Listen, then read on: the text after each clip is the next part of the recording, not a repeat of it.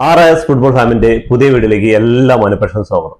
ഇന്ന് നമ്മൾ സംസാരിക്കാൻ പോകുന്നത് ഹാൻസി ഫ്ലിക്കിന്റെ ബാഴ്സലോണയെ കുറിച്ചാണ്. അങ്ങനെ തന്നെ പറയണം, ഹാൻസി ഫ്ലിക്കിന്റെ ബാഴ്സലോണ. എന്താന്ന് പറഞ്ഞാൽ ഈ ഒന്നും അല്ലാത്തൊരു ടീമിന് സാമ്പത്തിക പ്രതിസന്ധി, പ്ലേയേഴ്സിന്റെ ഇല്ലായ്മകൾ, അങ്ങനെ ഒരുപാട് പ്രശ്നങ്ങളിൽ നിൽക്കുന്ന ബാഴ്സലോണയെ ഇവിടെ കൊണ്ടെത്തിച്ചെങ്കിൽ പിന്നെ ആളുടെ പേര് തീർക്കാതെ ആ ടീമിനെ വിളിക്കാൻ പറ്റൂല. ഹാൻസി ഫ്ലിക്കിന്റെ ബാഴ്സലോണയെ കുറിച്ചാണ് നമ്മൾ സംസാരിക്കാൻ പോകുന്നത്.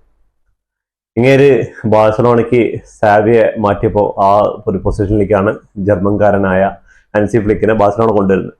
കുറെ ആരാധകരൊക്കെ ചങ്ങായിനെ അങ്ങനെ പറഞ്ഞിട്ടുണ്ടായിരുന്നു. അങ്ങനെ റെയിൽവേ സ്റ്റേഷനിൽ വന്നിറങ്ങുമ്പോൾ ഒരു ബാഗ് കൊണ്ട്, നമുക്ക് നാട്ടിക്കോ അല്ലെങ്കിൽ ചെന്നൈക്കോ അല്ലെങ്കിൽ ബാംഗ്ലൂരൊക്കെ പോകുന്ന സമയത്ത് ഒരു ബാഗ് കൊണ്ട് ഇങ്ങനെ പോകുന്ന പോലെ ആൾ വന്ന് ഇറങ്ങിയപ്പോൾ കുറെ ആൾക്കാർ കമന്റ് ഒക്കെ ഇട്ടിട്ടുണ്ടായിരുന്നു, ഈ ചങ്ങായി എന്താണ് ഇവിടെ വന്ന് കാണിക്കാൻ പോകുന്നത്, ഈ ബാഴ്സയ്ക്ക് ഇത്ര ദാരിദ്ര്യമായോ, എന്താണ് ആളിനൊരു ഫ്ലൈറ്റിൽ കൊണ്ടുവരാനുള്ള പൈസ ഒരു ഇല്ലാണ്ടായോ. അങ്ങനെ ഈ ചങ്ങായി വന്നു, ജർമ്മനിയിൽ പോയിട്ട് ജർമ്മൻ നാഷണൽ ടീമിന് വേണ്ടിയിട്ട് കളിച്ചിട്ട് സാക്ക് ചെയ്തിട്ട ഏക പരിശീലകനാണ്. ജർമ്മൻ നാഷണൽ ടീമിന്റെ ചരിത്രത്തിൽ ഇങ്ങനെ ഒരു സംഭവം ഉണ്ടായിട്ടില്ല. ആദ്യത്തെ കോച്ചിനാണ് സാക്ക് ചെയ്യുന്നത് അവിടെ നിന്ന്. അപ്പൊ ആൾക്ക് ഇവിടെ വന്ന് തെളിയിക്കണം ഞാൻ ആരാന്നുള്ളത്. ബാഡ് മ്യൂണിക്കിൽ പോയിട്ട് ട്രിപ്പിൾ അടിച്ചിട്ടുണ്ട്, കുറെ ട്രോഫികൾ വാരിക്കൂട്ടിട്ടുണ്ട്, എല്ലാം ശരിയായിരിക്കാം. പക്ഷെ ക്ലബും നാഷണൽ ടീമും രണ്ടാണ്. എന്താന്ന് പറഞ്ഞാൽ ഒരു വർഷത്തിൽ ഏറ്റവും കൂടുതൽ ടൈം ക്ലബിന്റെ ടീംമേറ്റ്സിനോട് കൂടെ ഉണ്ടാവും. അത് പല രാജ്യങ്ങളിൽ നിന്ന് വരുന്ന ടീംമേറ്റ്സിനെ ഒരുമിച്ച് ഒരു കൊടക്കയിൽ കിട്ടും. പക്ഷെ നമ്മുടെ നാഷണലിന് വേണ്ടി കളിക്കുമ്പോൾ ഇന്റർനാഷണൽ ബ്രേക്കൊക്കെ വരുന്നത് എപ്പോഴെങ്കിലും ഒരു ചെറിയ ചെറിയ ടൈമാണ്. ഒരു കൊല്ലത്തിൽ ചിലപ്പോൾ 3-4 പ്രാവശ്യമാണ് ആ പ്ലേയേഴ്സിനെ കാണാനുള്ള അവസരമുണ്ട്, അവരോട് ട്രെയിൻ ചെയ്യിക്കാനുള്ളതൊക്കെ ഉണ്ടാവും. അപ്പൊ അങ്ങനെ ഉണ്ടായിട്ട് അത് കളിച്ചുകൊണ്ട് വരണമെങ്കിൽ, കളിച്ച് അവിടെ നേട്ടങ്ങൾ ഉണ്ടാക്കണമെങ്കിൽ അതിന് വേറെ കഴിവ് തന്നെ വേണം. ഇപ്പൊ അഞ്ചലോട്ടി ബ്രസീലിലോട്ട് പോകേണ്ടി ഇതുവരെ ഒരു രാജ്യത്തിനെ പരിശീലിപ്പിച്ചിട്ടില്ല. കുറെ ക്ലബ്ബുകൾ, ഇഷ്ടംപോലെ ക്ലബ്ബുകൾക്ക്, ഒരു ഡസനോളം ക്ലബ്ബുകൾക്ക് ആള് പരിശീലനം നടത്തിയിട്ടുണ്ട്, എല്ലാം വമ്പന്മാര്. പക്ഷെ നാഷണൽ ടീമിലേക്ക് പോവാണ്, അതെന്ത് കാട്ടുന്നതെന്ന് നമുക്ക് കണ്ടറിയാം. അപ്പോ ഇങ്ങനെ ബാഴ്സലോണയിൽ എത്തി ഹാൻസി ഫ്ലിക്ക് ബാഗും തൂക്കിയിട്ട് ഇവിടെയാണ് കുറച്ച് സ്കൂളിൽ പഠിക്കുന്ന പിള്ളേർ, ലാമാസിയിലെ കുറച്ച് പിള്ളേരെയും കൊണ്ടുവന്നിട്ട് കൊടുത്ത് നമ്മുടെ മാനേജ്മെന്റ് കൊടുത്ത് പിടിച്ചു വന്നിട്ട് ഇതാണ് നമ്മുടെ ഉള്ളൂ. ഇനി ഒരു ഗോൾ കീപ്പർ ഉണ്ട്, ഷെസ്നി. ഈ ചങ്ങായി റിട്ടയർമെന്റ് ആയിട്ട് ബീച്ചിൽ ആഘോഷിക്കുന്ന സമയത്ത് അവിടുന്ന് കൂട്ടിക്കൊണ്ടുവന്ന് അവിടെ കൊണ്ടിരുത്തിയിട്ടുണ്ട്. ഓക്കെ, ഒരു ഇനിയാക്കി പെന്നെ ഒരു സബായിട്ടൊരു ഗോൾ കീപ്പറായിട്ട് കൊണ്ടിരുത്തിയിട്ടുണ്ട്. ബാഴ്സയുടെ സെക്കൻഡ് ഗോൾ കീപ്പറാണ്. സ്റ്റേഗന് ഒരു 6 മാസത്തോളം പരിക്കാണ്, അതുകൊണ്ട് ഇങ്ങനെ ഇരിക്കുകയാണ്. കുറെ പരിക്കുകളും ഉണ്ട്, കുറച്ച് പ്ലെയേഴ്സും ഉണ്ട്. ഇങ്ങനെ കിട്ടി കളി തുടങ്ങി, ലാ ലീഗ് തുടങ്ങി, ചാമ്പ്യൻസ് ലീഗ് തുടങ്ങി. ലാ ലീഗ് തുടങ്ങി അത്യാവശ്യം നല്ല ഹൈപ്പിൽ കളി നടന്നു. ഇന്റർനാഷണൽ ബ്രേക്കിലൊക്കെ റയലിനെ തോൽപ്പിച്ചിട്ട് ഫ്രണ്ട്ലി മാച്ചിലൊക്കെ കളി തുടങ്ങുന്നതിന് മുമ്പുള്ള ഫ്രണ്ട്ലി മാച്ച് ഉണ്ടാവില്ല, അതിൽ റയലിനൊക്കെ 2-1 തോൽപ്പിച്ച് അങ്ങനെ ലാ ലീഗിൽ കുറച്ച് പോയിന്റ് ഡിഫറൻറ്റിലൊക്കെ നല്ല കയറി കൊണ്ടുവരികയാണ്. അതേപോലെ ചാമ്പ്യൻസ് ലീഗിൽ 2ാം സ്ഥാനത്ത്, ഫസ്റ്റ് റൗണ്ട് കഴിഞ്ഞപ്പോൾ 2ാം സ്ഥാനത്ത് ഫിനിഷ് ചെയ്യാണ്. നല്ല ഇമ്പാക്റ്റ് ഉണ്ടാക്കാൻ പറ്റി. അങ്ങനെ കളി സ്മൂത്തായിട്ട് പോയിക്കൊണ്ടിരിക്കുകയാണ്. കളി ഇപ്പോൾ സീസണിന്റെ അവസാനമായിക്കൊണ്ടിരിക്കുന്ന സമയത്ത് ഡൊമസ്റ്റിക് ട്രിപ്പിൾ അടിച്ചിരിക്കും ബാഴ്സ. ഏതെങ്കിലും ഒരു ഫാൻസ്, സത്യം പറയണം, ഏതെങ്കിലും ഒരു ബാഴ്സ ഫാൻസ് പ്രതീക്ഷ ഉണ്ടോ ഈ സീസണിൽ ഒരു ട്രോഫി കിട്ടുന്നു? ഒരിക്കലുമില്ല. ടീമിന്റെ അവസ്ഥ അതായിരുന്നു. പുതിയ സൈനിങ്ങുകളില്ല, സാമ്പത്തികമായിട്ട് പ്രശ്നങ്ങൾ, കുറെ പേരിനെ രജിസ്റ്റർ ചെയ്യാൻ തന്നെ ബാഴ്സലോണ ഒരുപാട് ബുദ്ധിമുട്ടുണ്ടായിരുന്നു. അങ്ങനെ ഇരിക്കുന്ന ഒരു സിറ്റുവേഷനിൽ ഒരു പുതിയ കോച്ച് വരികയാണ് ജർമ്മനിയിൽ നിന്ന്. അപ്പോൾ പ്രതീക്ഷകള് വാനോളമൊന്നും ഉണ്ടായിരുന്നില്ല, ചെറിയ പരിവോളം ഉണ്ടായിരുന്നുള്ളൂ. ഒരു ഫാൻസിനും പ്രതീക്ഷ ഉണ്ടായിരുന്നില്ല ഇങ്ങനെ ഡൊമസ്റ്റിക് ട്രിപ്പിൾ അടിക്കുന്നത്. ലാലീഗ് ഏകദേശം കയ്യിലാണ്. ഇനി ഒരു മത്സരം മതി, 3 മത്സരം ഉണ്ട്, അതിലൊരു കളി ജയിച്ചാൽ മാത്തമാറ്റിക്സ് ആയി പറഞ്ഞാൽ ലാലീഗ് അടിച്ചു എന്ന് തന്നെ പറയാം. ഇനി കുറെ പേര് അടിച്ചില്ല എന്ന് പറയായിരിക്കും, പക്ഷേ ഇനി ആ 3 മത്സരമുള്ള ആ 3 മത്സരത്തിൽ 3 തോൽക്കാനൊന്നും ബാഴ്സ പോകുന്നില്ല. അത് പ്രത്യേകിച്ച് ഹാൻസി ഫ്ലിക്കിന്റെ ബാഴ്സ 3 ചിലപ്പോൾ ജയിക്കായിരിക്കും. ഒരു കളി ജയിച്ചാൽ മതി. അവർ എസ്പാനോളായിട്ടുള്ള അടുത്ത കളി ജയിച്ചിട്ടുണ്ടെങ്കിൽ അവർ തൂക്കും ഈ ലാ ലീഗ് തൂക്കിയാൽ ഈ സീസണിൽ കോപ്പ ഡെൽ റേയിൽ തൂക്കി, സൂപ്പർ എസ്പാനോൾ തൂക്കി, അങ്ങനെ ചാമ്പ്യൻസ് ലീഗിൽ മാത്രമാണ് അവർക്ക് ഇന്ററിന് മുന്നിൽ ഒന്ന് കാലിടരുത്.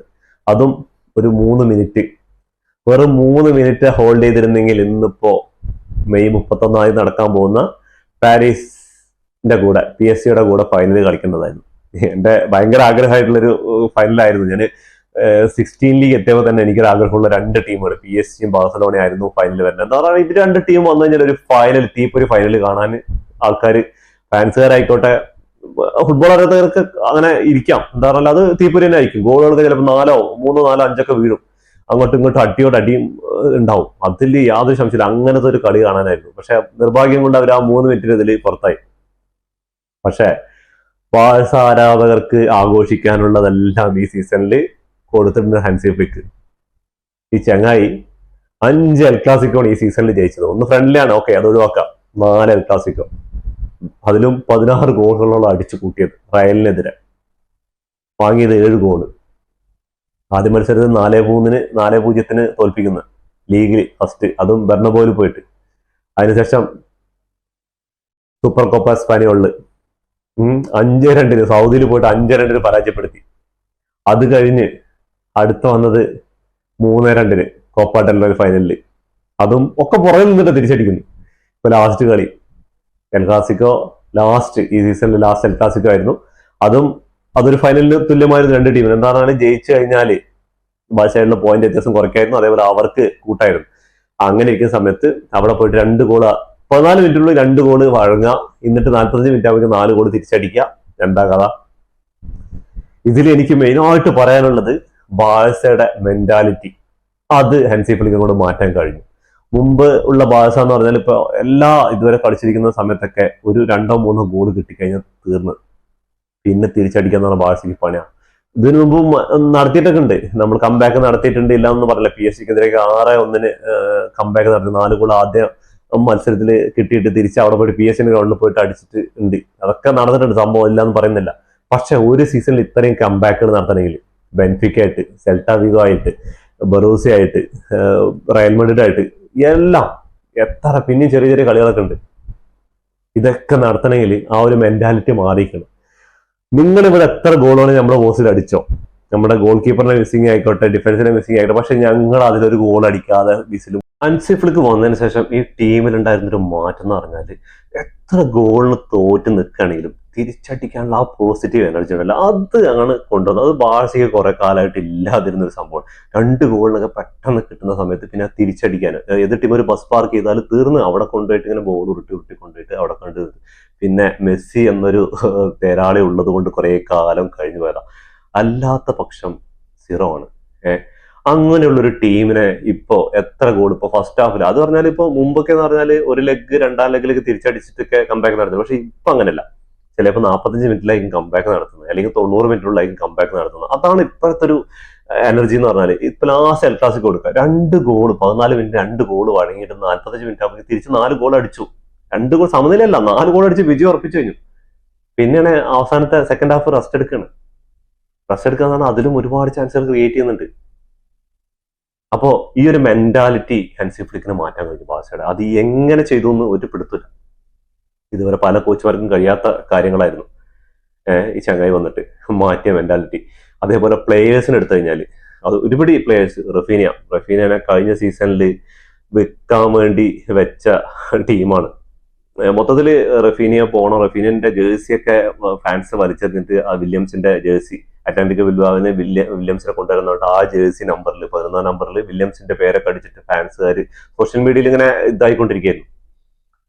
അത്രയും മോശമായിട്ടുള്ള ഒരു ഫുൾ ടൈം കളിക്കാൻ കൊടുക്കാതെയും അങ്ങനെ മോശമായിട്ടുള്ള ഫോം, എന്താ പറഞ്ഞാൽ ആളുടെ പേരിലും പ്രശ്നങ്ങളൊക്കെ എന്താ പറഞ്ഞാൽ കുറെ ചാൻസുകളൊക്കെ മിസ് പാസുകൾ, അതെല്ലാം ഓൺ ടാർഗറ്റിലേക്ക് ഒന്നും അടിക്കാതെ ഗോളിന്റെ ചാൻസുകളൊക്കെ മിസ്സാക്കുന്ന ഒരു റഫീനി. അതേപോലെ ടൈം കഴിയുന്നതിനുള്ളിൽ സാവി തിരിച്ചു വിളിക്കുകയാണ് റഫീനിയെ. അപ്പൊ റഫീനി അതിന്റെ ഫ്രസ്ട്രേഷനൊക്കെ അവിടെ കാണിക്കേണ്ടത്. അപ്പൊ ഓരോ കളി ഇങ്ങനെ ആവുമ്പോൾ തന്നെ കളിക്കാരന്റെ ഇത് മോശമാവും. അങ്ങനെയുള്ള ഒരു പ്ലെയറിനെ കൊണ്ടുവന്നിട്ട് ഈ സീസണിൽ ആശാൻ പോവാന്ന് പറഞ്ഞു, സൗദിക്ക് പോവാന്ന് പറഞ്ഞു. ആളുടെ ഭാര്യയാണ് ഇവിടെ സ്റ്റേ ചെയ്യാൻ വേണ്ടി പറഞ്ഞത്.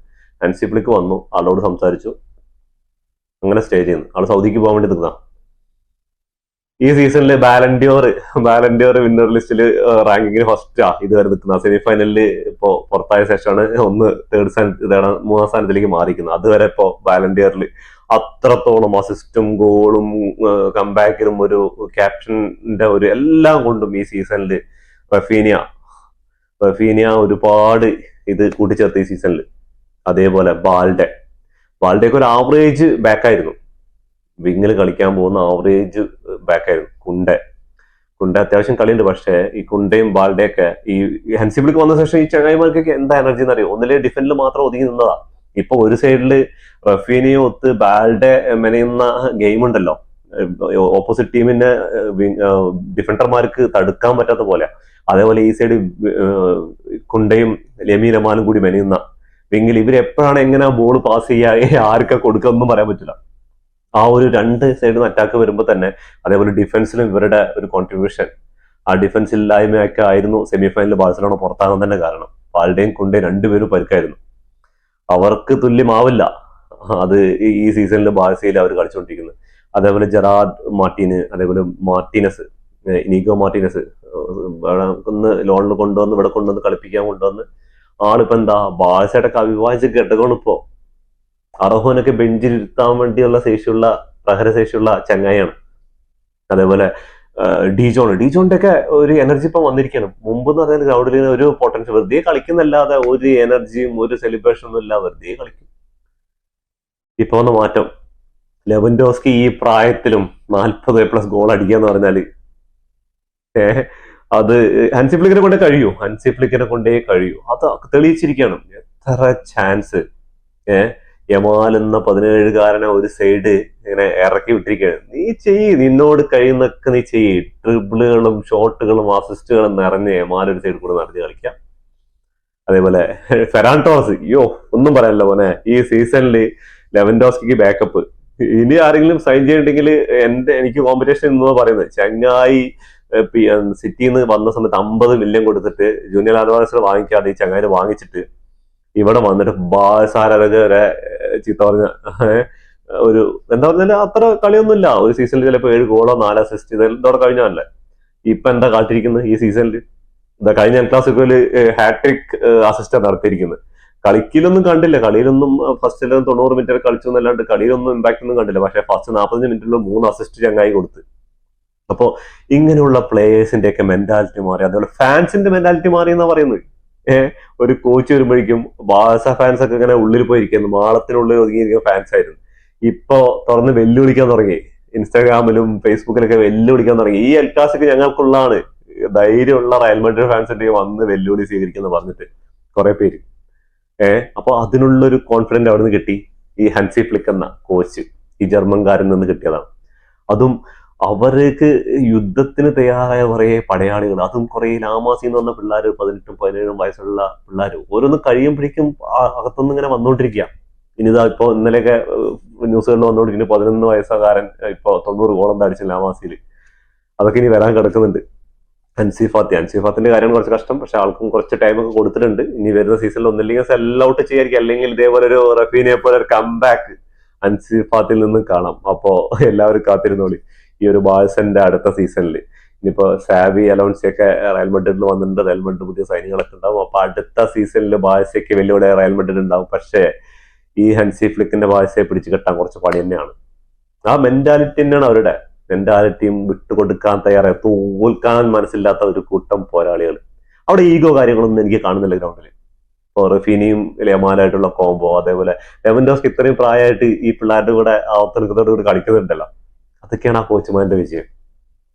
അപ്പോൾ നമുക്ക് ഈ സീസണിൽ ഇവർ അടിച്ച ഗോളുകളും കാര്യങ്ങളൊക്കെ നോക്കാം. റെക്കോർഡുകൾ കുറെ തിരുത്തി ഈ സീസണിൽ. അപ്പൊ ആ ഗോളുകളിലേക്ക് ഈ സീസണിൽ ഇപ്പോ 35 കളികൾ കംപ്ലീറ്റ് ചെയ്തപ്പോ 95 ഗോളുകളാണ് ഈ ടീം അടിച്ചു കൂട്ടിയിരിക്കുന്നത്.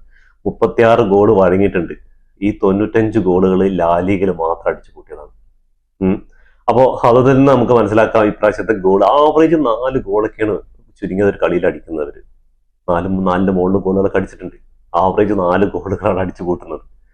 അപ്പൊ ഇതിൽ മെയിനായിട്ട് പ്ലേയേഴ്സിന്റെ ഒരു കണക്കെടുത്ത് കഴിഞ്ഞാൽ ലെവൻഡോസ്കി 49 മത്സരങ്ങളിൽ 40 ഗോളും 3 അസിസ്റ്റും. ഈ പ്രായത്തിൽ ആലോചിക്കണം. റഫീനി 54 മത്സരങ്ങളിൽ 34 ഗോളും 22 അസിസ്റ്റും. ഫെറാൻ ടോറസ് 45 കളിയിൽ നിന്ന് 19 ഗോള് 7 അസിസ്റ്റും. ഫെറാൻ ടോറസിന്റെ കാര്യം എടുത്തു പറയേണ്ടതാണ്. യമീൻ യമാൽ 52 കളി, ഏറ്റവും കൂടുതൽ റഫീനിക്ക് ശേഷം ഏറ്റവും കൂടുതൽ സ്റ്റാർട്ട് ചെയ്തിരിക്കുന്നത് 52 മത്സരങ്ങളിൽ 16 ഗോളും 21 അസിസ്റ്റും. ഈ സീസണിൽ ഏറ്റവും കൂടുതൽ അസിസ്റ്റ് കൊടുത്തത് റഫീനിയ 22 ഉണ്ട്, യമാൽ 21. ഓൽമോ 36 കളിയിൽ നിന്ന് 11 ഗോളും 5 അസിസ്റ്റും. ഈ ചങ്ങായി ഇറക്കുന്നത് ഹാഫ് ടൈമിന് ശേഷം കൂടുതൽ കളികളിൽ. ഹാഫ് ടൈമിന് ശേഷം ഇറക്കിയിട്ട് ഒരു ഇമ്പാക്ട് ഉണ്ടാക്കുന്നുണ്ട് ഓൽമോ. പിന്നെ കുറെ പേരൊക്കെ അടിച്ചിട്ടുണ്ട്, പെഡ്രി, ഗാവി, ഫെർമീന് അങ്ങനെയൊക്കെ അടിച്ചിട്ടുണ്ട്. പക്ഷെ ഈ ഒരു മെന്റാലിറ്റിയിൽ കളിച്ചിട്ട് ഈ 3 ആൾക്കാരുടെ ഗോൾ കോൺട്രിബ്യൂഷൻ തന്നെ നോക്കിക്കോ. ലെവൻഡോസ്കി, റഫീനിയ, ഫെറാൻ ടോറസ്, യമാല്, 4 പേരുടെ ഗോൾ കോൺട്രിബ്യൂഷൻ ഇതന്നെയാണ്. അതേപോലെ ഡിഫൻസിൽ 36 ഗോളൊക്കെ വഴങ്ങിയിട്ടുണ്ട് ഈ സീസണിൽ ലാലീഗില്. അതൊന്നും കാര്യമല്ല. ഓഫ്ലൈൻ ട്രാപ്പ് കളിക്കുന്ന സമയത്ത് അതൊക്കെ ഉണ്ട്. ഇനിയിപ്പോ അടുത്ത സീസണിൽ ബാക്കപ്പ് കൊണ്ടുവന്ന് ബാക്കപ്പ് കൊണ്ടുവന്നിട്ട് പ്ലേയേഴ്സിനെ കൊണ്ടുവന്നാൽ ആ ഒരു പ്രശ്നം തീരും. പിന്നെ ബാഴ്സിനെ പിടിച്ചാൽ കിട്ടോ? അടുത്ത സീസണിൽ നിങ്ങൾ എഴുതി വെച്ചോളി, ചാമ്പ്യൻസ് ലീഗും അടിക്കും, ലീഗും അടിക്കും, എല്ലാം അടിക്കും ഈ ബാഴ്സ. എതിരാളികളൊക്കെ പേടിക്കും. ഇപ്പൊ തന്നെ ഈ ഒരു സീസൺ കൊണ്ട് തന്നെ എത്രയും ഡൊമിനേറ്റ് ചെയ്തിരിക്കുകയാണ്. 3 കപ്പുകൾ എടുത്തു കഴിഞ്ഞു. ഇനി പേടിക്കണ്ട.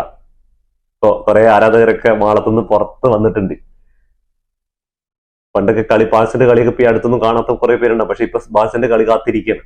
എന്താന്ന് പറഞ്ഞാൽ അത്രയും കംബാക്കുകളുടെ കളിയാ. അത് ഏതൊരു ചങ്ങായി പറഞ്ഞ പോലെ ബാഴ്സിന്റെ കളിക്ക് സ്റ്റേഡിയം കാര്യമാവില്ല. അതിപ്പോ ഇന്നത്തെ ബെർണബോയിൽ റയലിന്റെ കളിക്ക് സ്റ്റേഡിയത്തിൽ ടിക്കറ്റ് വരെ സോൾഡ് ആയിട്ടില്ലെന്ന് പറഞ്ഞു. ഫുള്ള് ലീഗ് മത്സരത്തിൽ അവര് 2-1 ജയിച്ചിട്ടുണ്ട്. അപ്പോ ഇനി ഇന്നത്തെ കളി എസ്പാനിയോളായിട്ടുള്ള കളി ജയിച്ചു കഴിഞ്ഞാല് ലീഗ് ടൈറ്റിൽ തൂക്കും. അതും ഡെർബിയാണ് നടക്കാൻ പോകുന്നത്. എസ്പാനിയോള് ബാഴ്സലോണയുടെ ഡെർബിയാണ് നടക്കാൻ പോകുന്നത് എസ്പാനിയോളായിട്ട്. അപ്പൊ ഇന്ന് ജയിച്ചാല് ലാ ലീഗ് തൂക്കും. കഴിഞ്ഞു ഈ സീസൺ. പിന്നെ നമുക്ക് ബാലൻഡിയറിന് വേണ്ടി കാത്തിരിക്കാം. അത് മറ്റുള്ള ടീമുകളുടെ ഇതൊക്കെയാണ്. അപ്പോൾ റഫീനി എന്ന് പറഞ്ഞിട്ട് എനിക്ക് ബാലൻഡിയറൊന്നും വിഷയമല്ല. ഞാൻ കളിച്ചിട്ട് എന്റെ ടീം ടൈറ്റിലുകൾ അടിക്കണം. അതന്നെയാണ് വേണ്ടത്. അല്ലാണ്ട് ഈ ബാലൻഡിയറിന് ഇതിലൊന്നും കാര്യമില്ല. ഓക്കെ, അപ്പോ ഫുട്ബോൾ ലോകത്തെ പുതിയ വീഡിയോയുമായി വീണ്ടും കാണുന്നവരെ ടാറ്റ ബൈ ബൈ.